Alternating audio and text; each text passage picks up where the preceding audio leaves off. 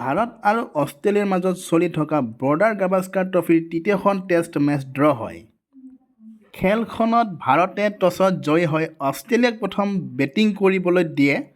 অষ্ট্ৰেলিয়াই প্ৰথমে বেটিং কৰি ফাৰ্ষ্ট ইনিংছত সুন্দৰ প্ৰদৰ্শন কৰে আৰু 445 ৰান কৰে।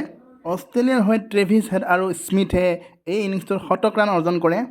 বৰষুণে এই খেলখনত যথেষ্ট বাধা সৃষ্টি কৰে। ভাৰতে প্ৰথম ইনিংছ আৰম্ভ কৰিবলৈ আহি খুব দুৰ্বল বেটিং কৰে। এটা সময়ত এনে লাগিছিল যেন ভাৰতে এই খেলখনত ফল অনো বচাব নোৱাৰিব আৰু বৰ বেয়াকৈ হাৰিব। কিন্তু খেলখনৰ মাজে মাজে আহি থকা বৰষুণে ভাৰতক যথেষ্ট সহায় কৰে। লগতে কে এল ৰাহুলৰ 84 ৰান আৰু ৰবীন্দ্ৰ জাদেজাৰ 77 ৰানৰ সহায়ত ভাৰতে প্ৰথম ইনিংছ 260 ৰানত সামৰে।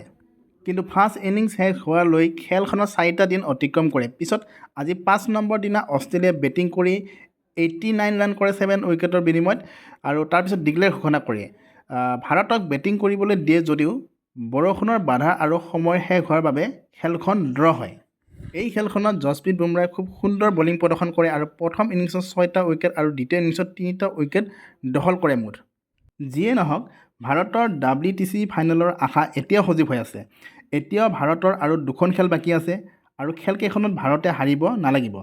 নেক্সট খেলখন আছে ভাৰতৰ 26 ডিচেম্বৰৰ পৰা মানে চতুৰ্থখন টেষ্ট 26 ডিচেম্বৰৰ পৰা আছে ভাৰত আৰু অষ্ট্ৰেলিয়াৰ মাজত। এয়া আছিল তৃতীয়খন টেষ্টৰ আপডেট।